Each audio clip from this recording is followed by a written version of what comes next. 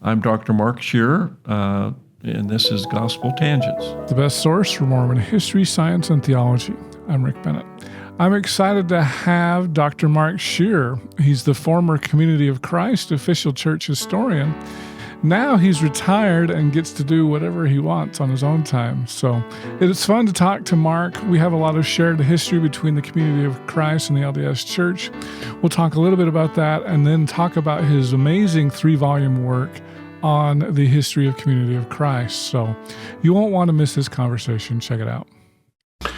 Welcome to Gospel Tangents. I'm excited to have an amazing Community of Christ historian. Could you go ahead and tell us who you are and where we are? Okay, my name is Mark Scherer. I'm the former World Church historian. We are here in Independence, and Rick, welcome to Zion. That's right. That's right. We're in the center place. That's right. Right here in Jackson County, Missouri. That's right. Now, did you grow up here? Born and raised. And the only time I moved away was when I was a baccalaureate student in Lamoni, Iowa. Okay, so you went to Graceland? Went to Graceland. Graduated the class of 72 with a double major in history and social studies education. Oh, wow. Were you going to be a teacher? I was a teacher for 23 years here in Independence Public Schools. Oh, wow. And loved every minute of it. Was at the top of my game, so to speak, when I received a phone call from the World Church to assume the responsibilities of the retiring Richard Howard, who was my predecessor. And quite a story there, but I agreed to do that. And so for the next 20 years, I was World Church historian, and then retired in 2016. 1972, that sounds like you're about the same age as Bruce Jenner, aren't you? Bruce Jenner, yes, was a classmate of mine, and we had some interesting times together, wonderful memories of that, to be able to see him at Munich. And because he was in the 72 Munich games where I don't even think he medaled that year, right? Yes. He won what was called the Drake Relays, track and field. Right. And then he went to Kansas University and won them. And that's what I think. I don't know his story completely, but I think that's what got him into the Olympic trials, and eventually he became a world champion. Gold medal decathlete. Yeah, amazing individual. Yeah. And you knew his wife as well? I did. Her name was Christy. We have some. I didn't know her as well as I knew Bruce. I did give her tennis lessons, but that's neither here nor there. And I don't know that she graduated in my class, because I can't remember. Okay. So Graceland was a 4-year school back then? 4-year school. Because I know they were originally a junior college. It was a 2-year associate. Yeah, I guess you would call it that in today's parlance. Yeah. Okay. And so, but you were there for 4 years, and you got a bachelor's degree from Graceland. You taught Bruce's wife tennis. You were on the tennis team. Yes, 4 years. Arthur Ashe was your guy, or that was my generation. I watched Arthur Ashe and was inspired by him, and Stan Smith was another one who played in a match in Des Moines, and so we all jumped in the car and drove up and got to see him play. But that's. See, my first time. That's an earlier generation. So I'm a little younger than you. I remember Bjorn Borg, John McEnroe, Jimmy Connors. That's kind of my big tennis generation. I was kind of a big tennis fan, but I wasn't nearly as good as you, clearly, if you played at Graceland. Well, it was lots of fun. I had 6. When I graduated from high school in 1968, I went to Graceland because of the church affiliation, and I had I was not much of a student at all, but I had 6 wonderful tennis courts right outside my dormitory room, and I vowed to my roommate that I would not let my coursework interfere with my tennis games. And I would go to class if I had time. So, but I learned rather quickly about the academic challenge and responsibility, and it was upward from there. All right. So then you went and got your PhD in history as well? Yes, yes. Was that a Missouri Tiger? I came back to Independence, got a teaching job in public schools, got a master's degree in history from the University of Missouri at Kansas City campus. UMKC. Yeah, UMKC, go Kangaroos. And I taught in the history department there on campus on an adjunct basis while I was teaching at Truman High School. And then they initiated a PhD program in 1992, I believe it was. And I was encouraged to, since I was teaching for the department, they wanted me to have the PhD. And so I qualified for that and graduated with a PhD in 1998, I guess it was. Oh, wow. Yeah, I was 48 years old. I was old but it was lots of fun. I really enjoyed that. Those were good years. Well, good. That's interesting. I took a 15-year break between my bachelor's and my master's degree, so I know what it's like to be old. Feels like when you're back in school. So, Sure. Indeed. What was your PhD thesis? Is it anything religious related or something else? Very much so.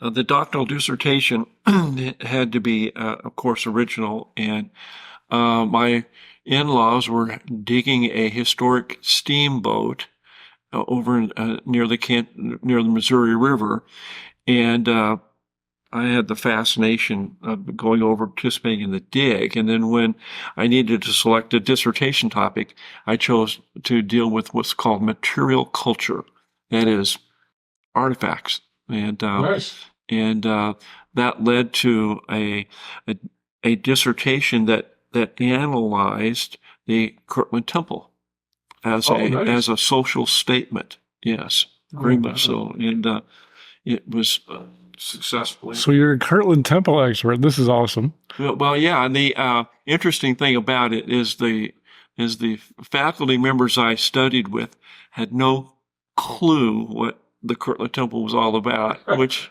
gave me somewhat of an advantage, but they still held my feet to the fire. It was an enjoyable experience. It really was. I wouldn't pass it up for anything. So this is a regular history degree. It's not like religious history. Was that unusual to do some religious history in a regular history department? No, it wasn't unusual because my focus was more on material culture. Okay. And the fact that I was using the Kirtland Temple as a pretext, it was my model. I had to develop a model for social analysis. Actually, my degree is in what's called intellectual history, and by that, it has nothing to do with intelligence. It has to do everything though with thought, and how thought is a pretext prior to the culmination of that thought into something that's physical. Mm-hmm. And so my dissertation, I showed how the Kirtland Temple was developed from thought first, and then manifested into the architectural styles, which is the material culture component. Okay. That's awesome. So, well, let's dive in. I know you've written a 3-volume history of your church, and the first, up until 1844, we share the same church. Indeed, we do. That's absolutely right. So let's jump into that period of history. Why don't you go ahead and show us your volume 1 of your history and tell us a little bit of, about the years it covers, and let's jump in. Yeah, sure. Go ahead and hold it up. This is Journey of the People. Right. It's the era of restoration, and it goes from 1820 with the first vision experience, the milieu of the first vision, and it goes to the assassination of Joseph Smith Jr. and its aftermath in 1844, June of 1844. All right. So, yeah, I think it'll be interesting. I mean, while we do have a shared history because our churches were all one at the same time, I wonder what are the differences. We have Saints Volume 1. I think it covers roughly the same time period. I don't know if you've had a chance to read that. Saints Volume 1, the LDS version of our church history? Yes. I'm not real familiar with that. Okay. But I'm certainly familiar with, well, let me back that up. I have a cursory understanding of your early church story. Once it leaves, and it goes out on the frontier prairie, going to the Wasatch, then my focus veers back into the Joseph Smith III time period. Right. So, and I bid you adieu to the Salt Lake experience. So, yeah, well, let's talk about it. Are you aware? I'll put it this way: are you aware of any differences in interpretation with? I mean, I guess I should say besides polygamy, because obviously the church, although the church has changed, your church has changed on that. But as far as the 1820 to 1844 time period, Joseph's presidency, and from the first vision on, are there any major differences between our two churches as far as that history goes? Well, we're the same church, so it's really difficult to identify differences if we're the same church. Well, differences in interpretation. Oh, interpretation. Well, yes. Let me explain it from my side. Okay, my side of the equation, and you can interpret it as you will from the LDS side. During my 20-year tenure as church historian, I constantly emphasized the need to be able to understand people in the context of their times, understand that I am a historian of religion, not a religious historian. That's not a play on words. There is no noticeable difference. Okay. I'm a historian of the Restoration movement. Okay, and I would interpret it from the context of a professional history, and by that I mean I am going to argue that I am not a seminary graduate. Okay. Community of Christ Seminary. Community of Christ Seminary graduate, or St. Paul's School of Theology, or any other. I am a graduate of academic history, and that then forces me. It makes me interpret events outside the context of spirituality, and rather than in the framework of spirituality. The causation is, in the final analysis, the church story is one of humanity, less humanity engaged in spirituality, not spirituality engaged in humanity. And I'm stumbling on this because I haven't been required to explain this in 6 years. But so I'm kind of going back to my old. A whale is not a fish, even though it swims in the water and is out in the ocean. A historian of religion is not a religious historian. Now, trust me when I say this. I have my own faith. I have my own testimony, okay? And it's a very sincere one, and it's inculcated within my family, it's inculcated with me. I try to inculcate my children and so on with those wonderful values that emanate from my own religious experience, my own faith. However, my task as church historian causes me to set aside that in order to grasp the historical understandings of what people were going through at the time, oblivious of my own personal faith. Is that making any sense at all? Yeah. I mean, I'm going to ask you a question that I get a lot. Okay, good. What's because, I love to get into all the sticky Mormon history, the Mountain Meadows and the polygamy. And, Sure. I love cans of worms, as we say. And I will hear a lot of times people will say, well, how do you maintain your faith when you know all this stuff? Like, studying history, doesn't that make you lose your faith? No. Yes. How would you respond to that? Oh, it's an easy response in my own experience. My faith is in Jesus Christ. Okay, my faith is in God. My faith is in a carpenter from Nazareth, not a prophet from Palmyra. Okay. I honor and recognize, I revere the accomplishments of Joseph Smith Jr. I certainly could not have accomplished what who among us could? Right. So you have to understand, you have to appreciate what he went through and what he endured.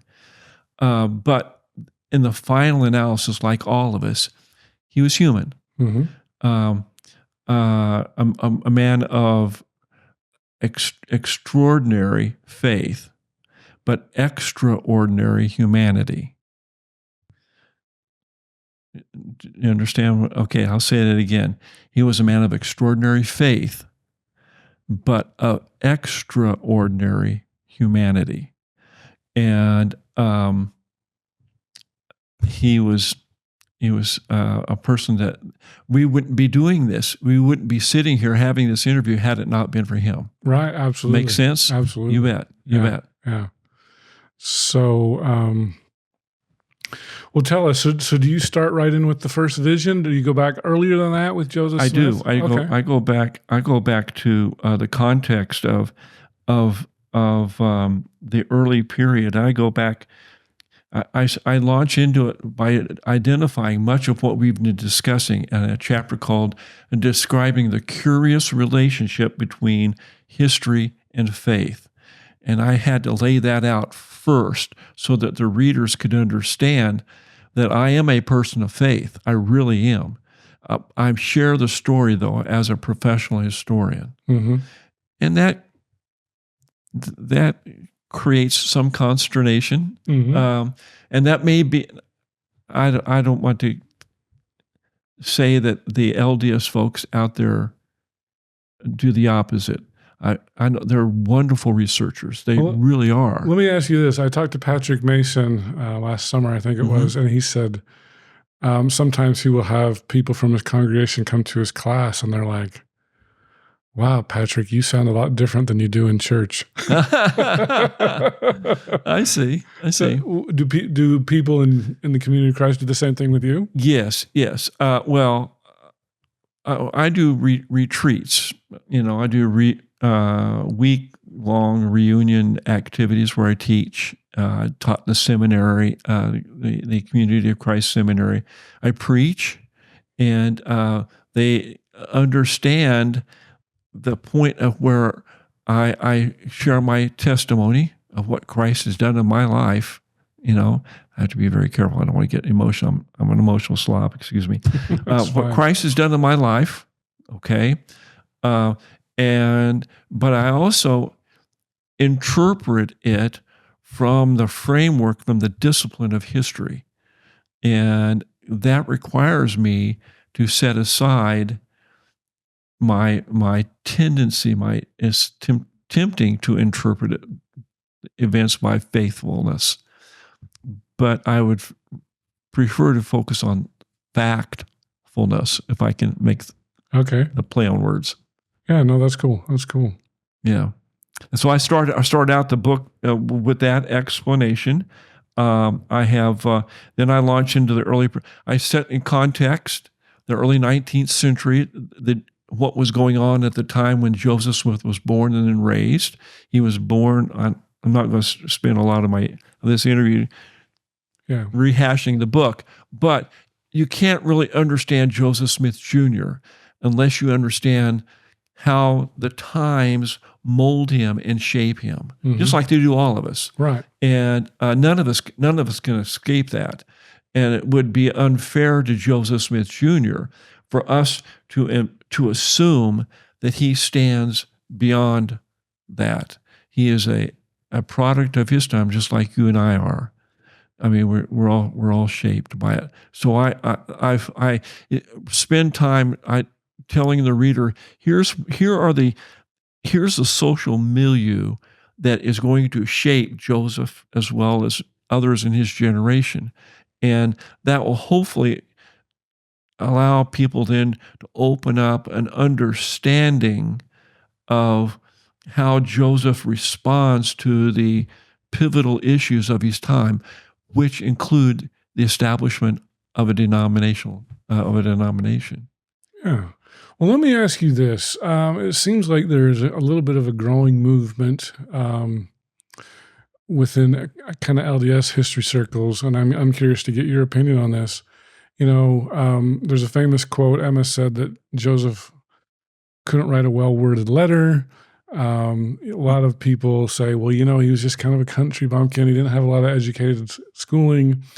But on the other hand, we have William Davis. He's recently written a book, Visions in the Seer Stone. I don't know if you've read that or anything. I haven't read that. Also, Jonathan Neville has a book where he's noticing a lot of parallels between the 17th century theologian Jonathan Edwards. Yes. A natural man is an enemy to God. And of course, that's a Book of Mormon phrase.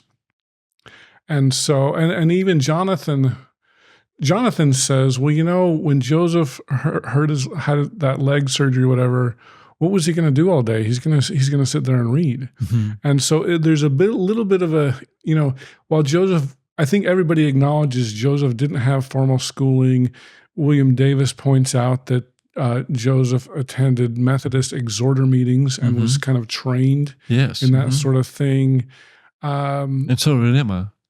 Oh, Emma did as well? I didn't realize that. She was Methodist, you bet. Okay. Yeah. So do we, it seems like in the LDS, we like to say how dumb Joseph was in order to say, look at the miracle of the Book of Mormon.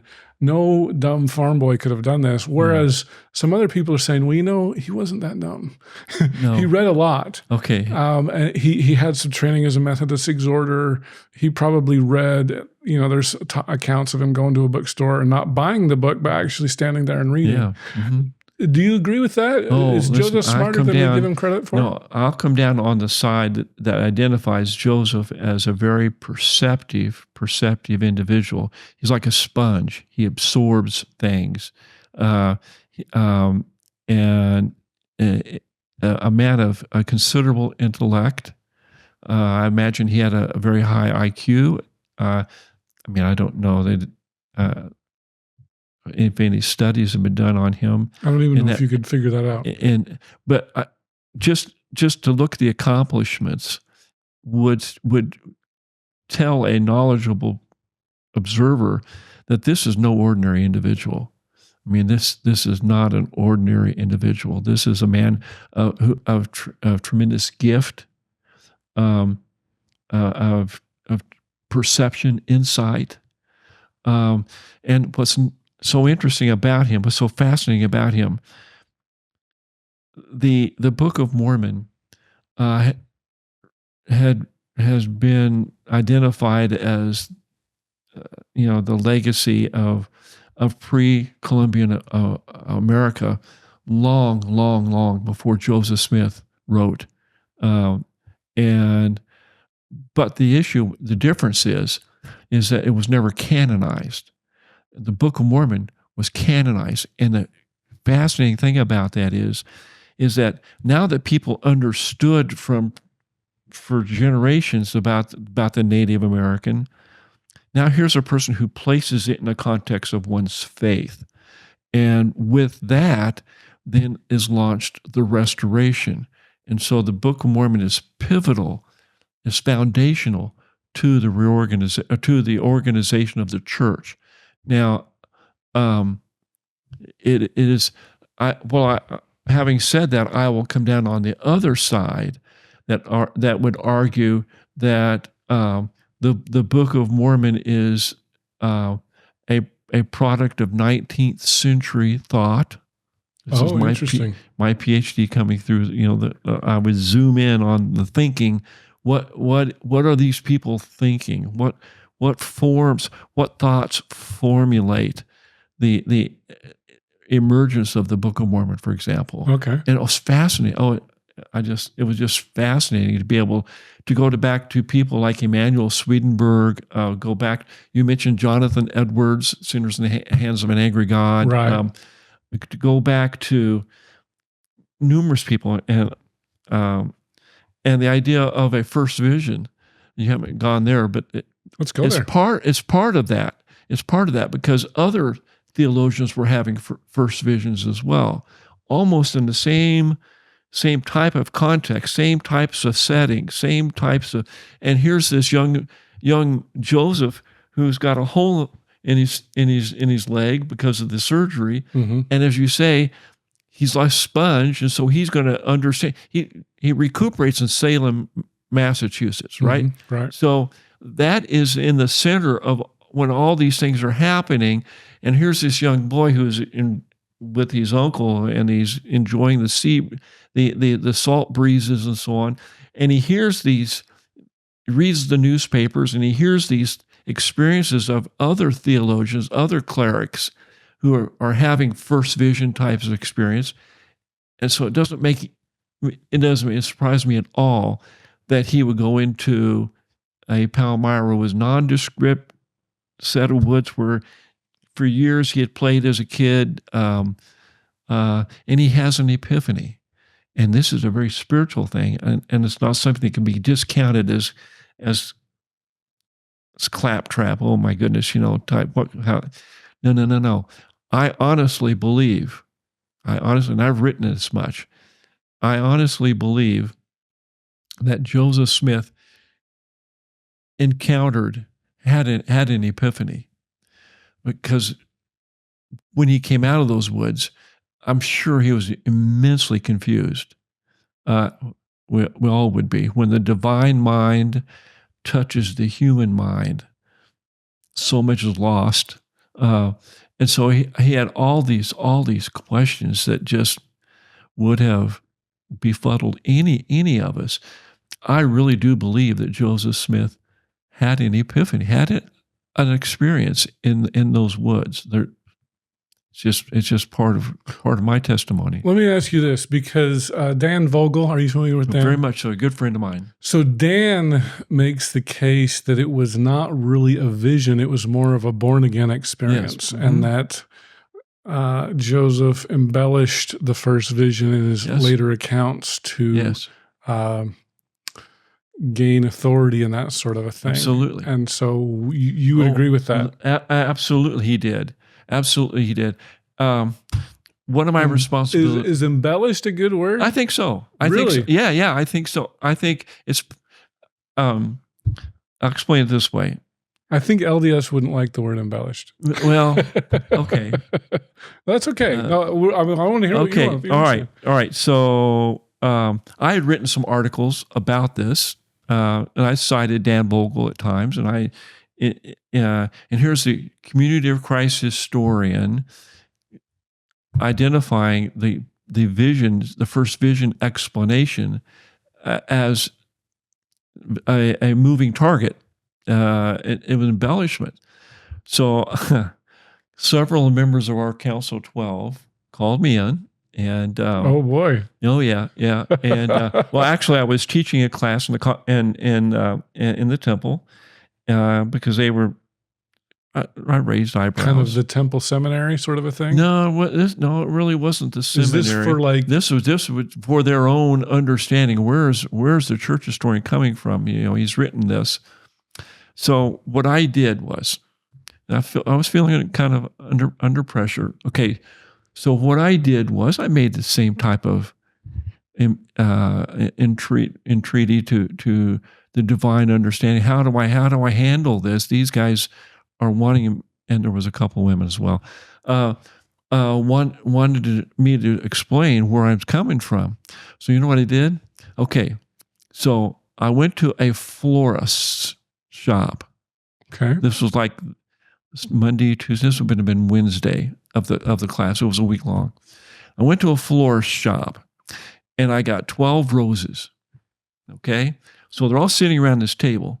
So I set a rose down on each. I said, okay, do this for me. I want you to describe in writing. I want you to smell and describe the smell. Oh boy. And then after 3 or 4 minutes, I saw people kind of sit back, and a couple of people just immediately sat up and didn't write anything at all. And so I said, okay, let's do some telling now. Tell me, what did you write? One person, it smells very, very sweet. It had a wonderful fragrance. And a person next to him said, no, that's not what I smelled. Here's what I smelled. It was a full fragrance, but it wasn't so sweet.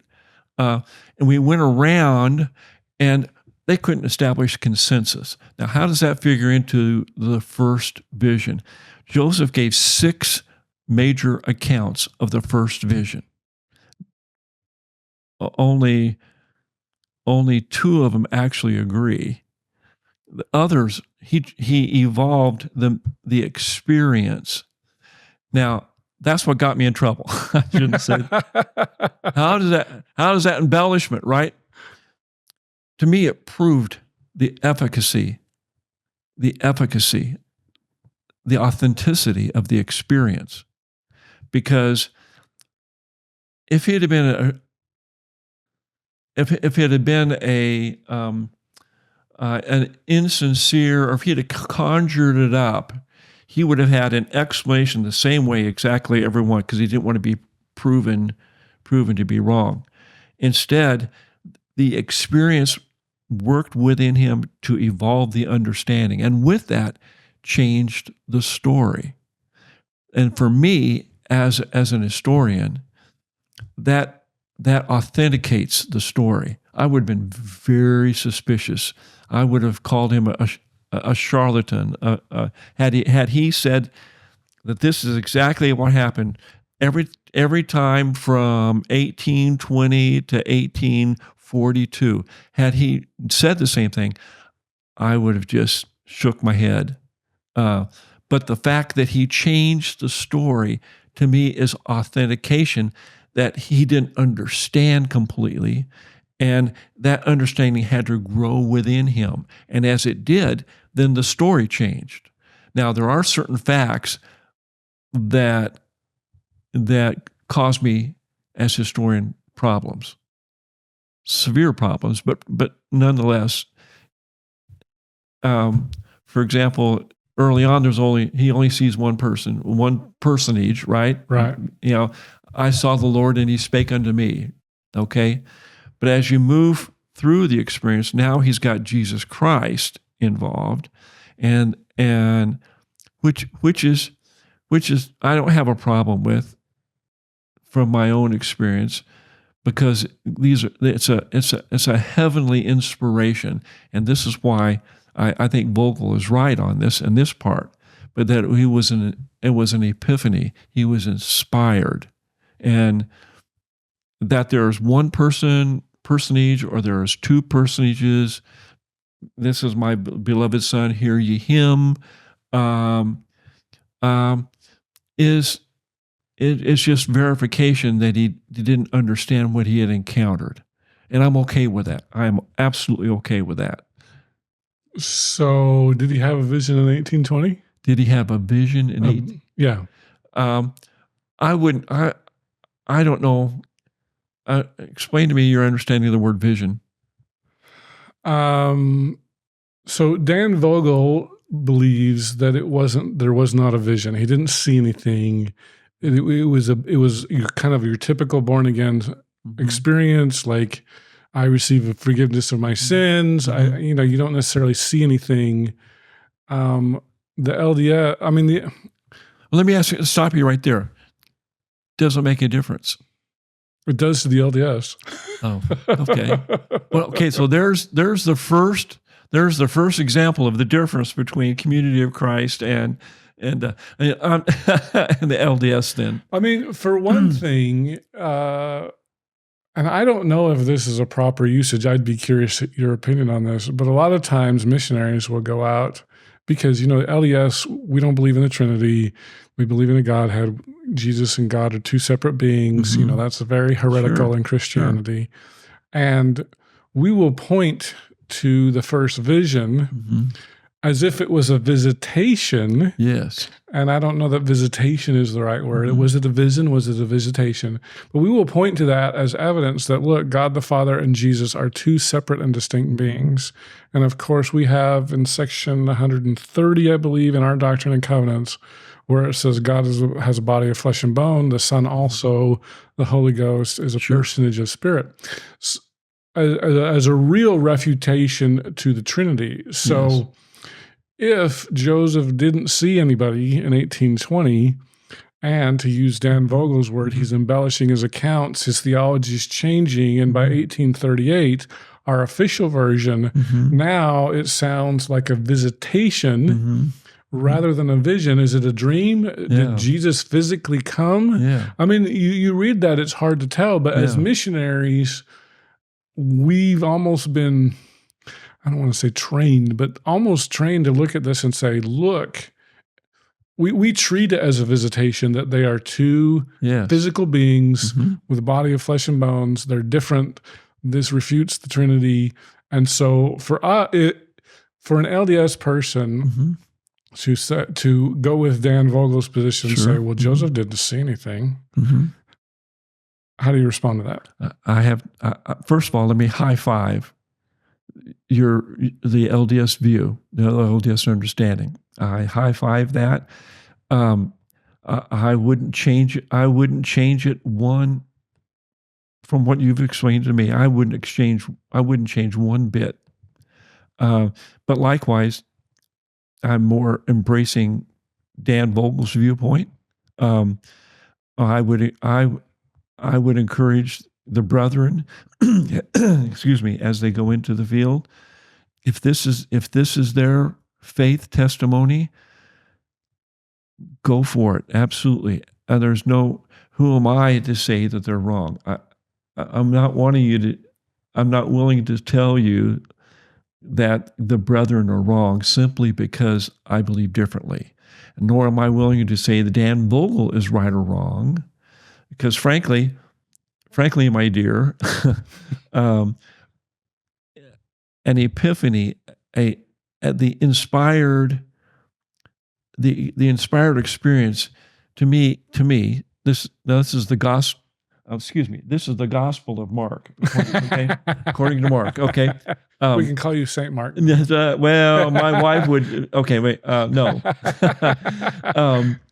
To me, an epiphany is the interaction between the divine mind and the human mind, and however it happens in that person's understanding, who am I to tell them, no, that's not true?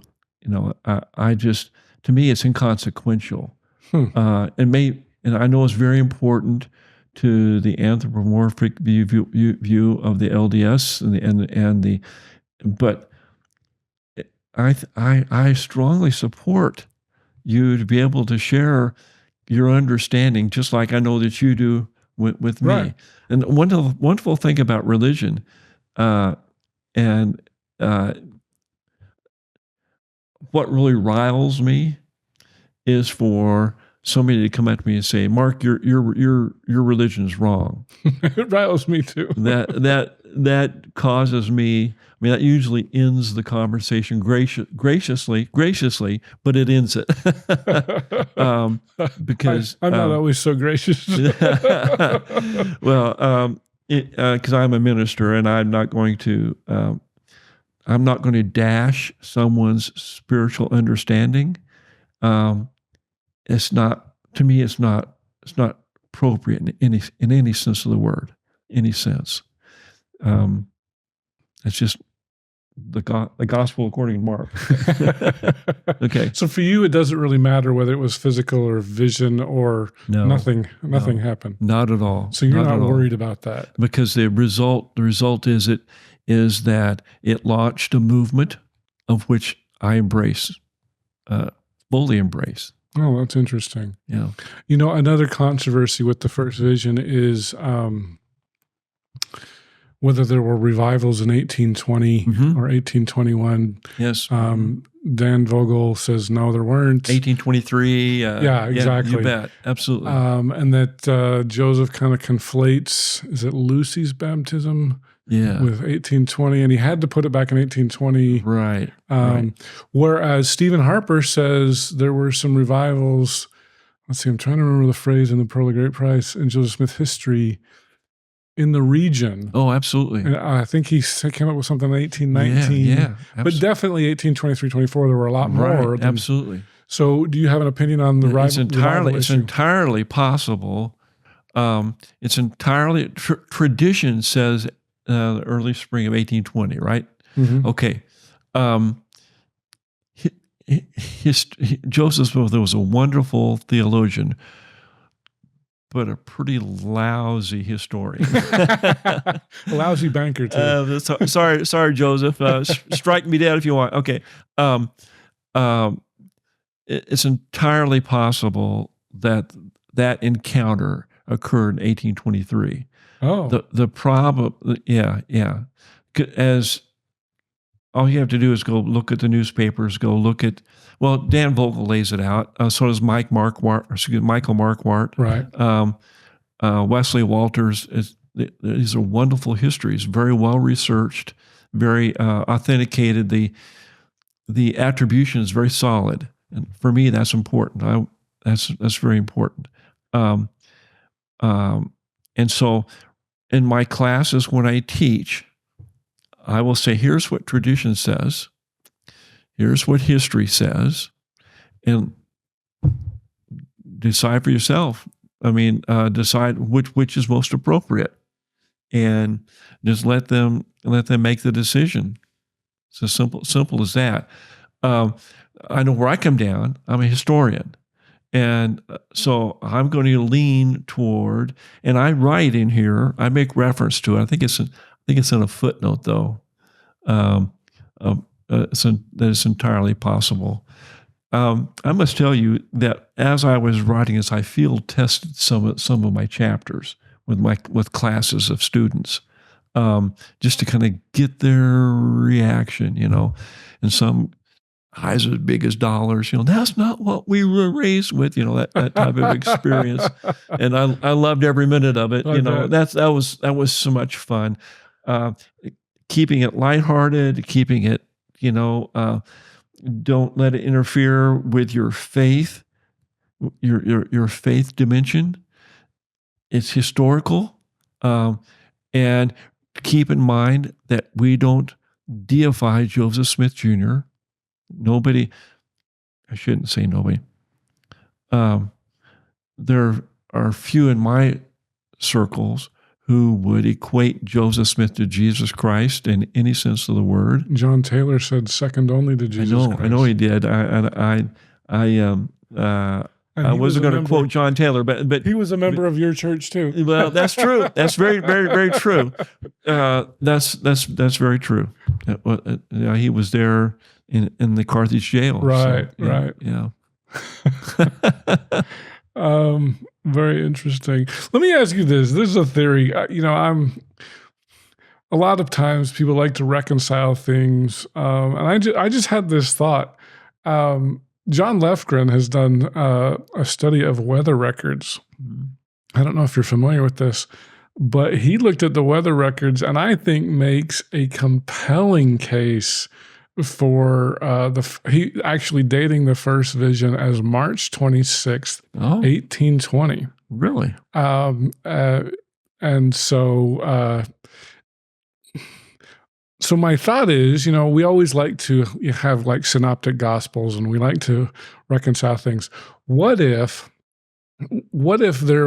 Joseph had, if we take Dan Vogel's thing, what if he had a born again experience on, let's say, March 26, 1820, and then 1823 had an actual vision when there were revivals in the land there? Is that a way people could reconcile this? If that satisfies their understanding, then absolutely. I mean, the interesting thing about 1823, that's also when the angel Moroni came, right? And so, are we maybe is Joseph conflating Moroni with Jesus? And it's entirely possible. It's entirely possible. As a matter of fact, that's also the in November of that year is when his older brother dies, Alvin. Oh, that's right. And so he's a lousy historian. He should have associated the epiphany with events surrounding him. Then he would get it right. But it's entirely possible. It's entirely possible. So we could have a first spiritual experience and then a first vision in 1823. Yeah. Huh. Oh, I think he's having spiritual experiences all along the journey, and it's not just in the Palmyra woods. I mean, he's having encounters. My goodness, he had encounters after he went to Kirtland. He's having encounters at Fayette, New York, at the Whitmer Farm. I mean, that's why I say he's such a visionary man. But Rick, he's a man. Okay, he's a man, and that's what sometimes we have a tendency to forget. As we inject our own spiritual understandings into the historical record. And as historian, I'm here to remind people of that. This is awesome. Caution, yeah. I want to jump into another sort of controversy in the early church. Of course, in both of our churches, we have an Aaronic priesthood, we have a Melchizedek priesthood. You bet. It seems like we've got pretty good, I think, the vision with John the Baptist, or maybe I should call it a visitation. John ordains Joseph and Oliver to baptize each other May 15th, 1829. The banks of the Susquehanna River. That seems to be pretty well established. Yeah. The question is, and then April 6, 1830, he ordains a teacher, priest, elder, right? Now the question is, when was the Melchizedek priesthood established? Because Michael Quinn has made the case, has made three dates. You could say 1829, you could say 1830, you could say 1831. I know Greg Prince has said that there was no distinction in 1830. Elders weren't Melchizedek. It was just the priesthood.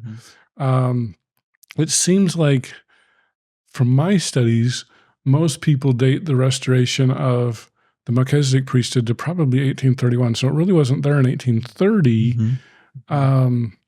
But of course, my church, the LDS Church, says it must have been around June of 1829, because we need to date it before the restoration of the church in 1830. Do you have an opinion on that? I don't have any opinion at all. None? None. I guess I should give you John the Hamer's. Experience. I'm sorry. the experience of Oliver and Joseph on the banks of the Susquehanna River, to me, establishes the restoration of the priesthood, and I would argue that how that manifests itself into a bicameral priesthood, how it manifests itself into a greater and a higher and lower priesthood, is all. I shouldn't say is all. It's humans being inspired to do that, and whether it happens in June in April. Now, the historical facts force us into a problem of anachronism, and that's, historians watch out for that. There's wonderful stories. I asked John that. Hamer. Anyway, I don't really have an opinion on the actual restoration of the priesthood. Frankly, I don't know a whole lot of people in the community of Christ who would even ask the question. Now is that an indictment? Perhaps, but it's also probably a statement of reality. So just like the first vision, this isn't something that really matters to you? No, not really. I remember asking John Hamer this question, and he was like, it wasn't restored. There was no restoration of the Melchizedek priesthood. Pat him on the back. Good show. And so, because he's like, this is the church in 1830, 1833, 1835, and he shows how the church really grew. I think it was about 1835 when, at least for LDS people, I would say our LDS as well, it's recognizable to our current church structure today. To be sure. So, 1835 is important because high priests, for example, are being Lyman White. Right. You really start to see the priesthood being divided by function, and that's really, really crucial to understand what's going. But it's important to understand what's going on in other denominations contemporaneous to that, and they're being taught in seminary at Yale and so on, but also they're being taught in schools of the prophet, Kirtland, for example. Right. But Rick, understand that a school of the prophets that Joseph taught in, on the third floor of the Kirtland Temple, right, was not unique. He borrowed that from numerous schools of the prophet throughout, for example, South Carolina. Yes. There's a wonderful book by an author, a historian by the name of David Kingery. Okay. And that's footnoted and it really impressed me because it just reminded me that Joseph Smith is a product of his times, and there weren't hardly any Latter-day Saints, or our Latter-day Saints, who were formal seminary trained. Right. So how do you train them? Well, you got to teach them some way. Well, there's the model that the Methodists are using, that Quakers are using, that evangelicals are using, called schools of the prophets. And Joseph Smith says, now could that be an epiphany? Perhaps. I don't know. That's what we'll do. We'll have the schools of the prophets. And my goodness, we have this wonderful building called the Kirtland Temple. We'll just use the third floor as classrooms. And so so that's just the way he is. He borrows, and there's nothing against that. I mean, that's not an indictment. Why reinvent the wheel? Yes, exactly. The problem is the high seminary train, they scoffed at somebody who had such an elementary education. They're not products of Harvard. So you can't go into theology, and if you're from Harvard, okay. But I love the accent, by the way. Okay. But now it is true that Hiram had some education from Dartmouth. Well, yes and no. It was kind of an adjunct, or it was Hanover, New Hampshire. I mean, to be sure. Right. But he was probably the most educated of all of them in that regard. What about Sidney Rigdon? Sidney Rigdon, yes. Yeah, Sidney Rigdon was a trained scholar. Mm-hmm. I'd like to compare Rigdon and Smith. Okay. Okay. Both of them are going to convert people. They did it in different modalities, however. Sidney Rigdon would walk up to the person and say, Rick, here's the Bible, and I can quote you 15 scriptures that show where you need to be baptized into the Church of Jesus Christ of Latter-day Saints. and eventually you would be baptized, okay, from his pounding the Bible. With Joseph Smith Jr., he would extend his hand and say, hi, I'm Joseph Smith Jr. And the people would be baptized. I think that's, that was his personality. That was his impact upon people. They would sense that this individual has something special going on.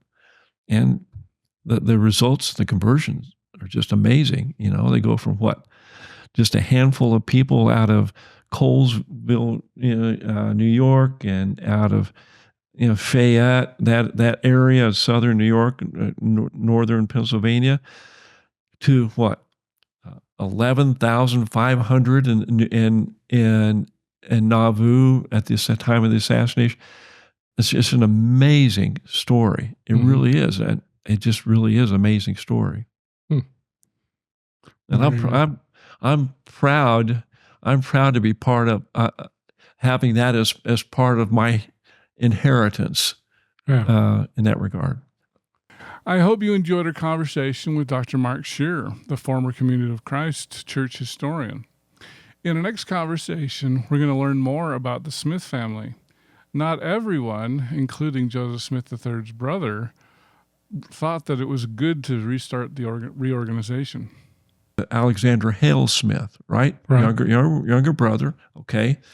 When the reorganization began, okay, Alexander Hale Smith was not sold. As a matter of fact, only Emma and David Hiram believed in the reorganization, that the church should be believed in, that Joseph Smith III should embrace the view of the new organization that eventually became their organization. If you'd like to hear the entire interview uncut, you can hear the audio only at patreon.com/gospeltangents. For just $5 a month, you can hear the entire interview with no interruptions. If you want to watch the entire video for just $8 a month, you can also sign up at Patreon or on youtube.com/gospeltangents and just subscribe here. You can watch the entire video uncut before everybody else. Also, if you'd like to continue to support Gospel Tangents, you can either sign up for our $10 or $20 memberships, or you can get some cool gear like this hat. I've got the coffee mugs like this here. We've got sweatshirts and t-shirts, and I'm even thinking about ties. Somebody said they wanted a tie, so I'll see if I can get that on my store. So go to gospeltangents.com store, and you can get some Gospel Tangents gear. So you don't want to miss that. So anyway, thanks for listening. If you'd like to check out some of our other videos, check out here.